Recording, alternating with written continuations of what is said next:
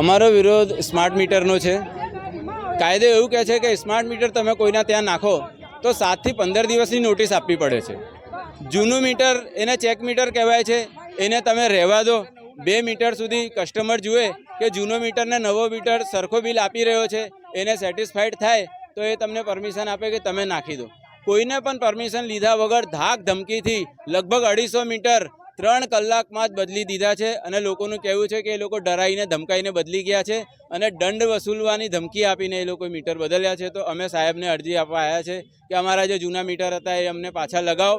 જ્યારે ઉપરથી ઓર્ડર આવે સરકારશ્રીનો અને અમને સંતુષ્ટિ થાય કે ભાઈ અમે આ સ્માર્ટ મીટર ચોર મીટર નથી તો અમે લગાવીશું। બાકી હજુ સુધી અમે જેટલું જોયું છે, જેટલાના ત્યાં સ્માર્ટ મીટર લાગ્યા છે બધે બહુ વધારે બિલ આવે છે।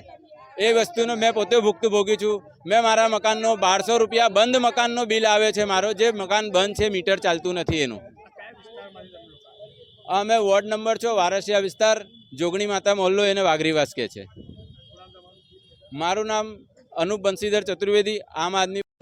તમે કયા વિસ્તારના? વારસિયા જોગણી માનું મંદિર। જૂના મીટર હતા ને ઓ કાઢી ગયા અને નવા નાખ્યા છે તો મહિને 2500 રૂપિયા બિલ આવે છે।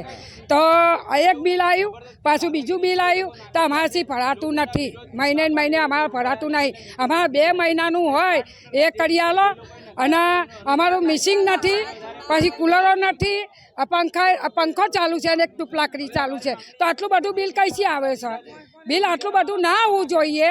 અને અમારું કંઈ બધું વાપરતા હોય, લુગડા ધોવાનું મશીનમાં વાપરતા હોય, કુલરો આઈસી બધું વાપરતા હોય તો જ આટલું બિલ આવવું જોઈએ, પણ આટલું બધું બિલ ના આવવું જોઈએ। પંખા ટુપલાકરી ચાલે છે અમારા। 700-800 જ આવતા હતા, વધારે નતા આવતા અમારા 700। હવે અમારી માંગ છે મોરનું હતું બિલ એવું મૂકી દો અમારું મીટર, તો એરિયા અમારા 700-800 વાળું જ મૂકી દો। જૂના હતા મીટર એ મૂકી દો, અમારા બિલ નથી પોહાતો અમારા।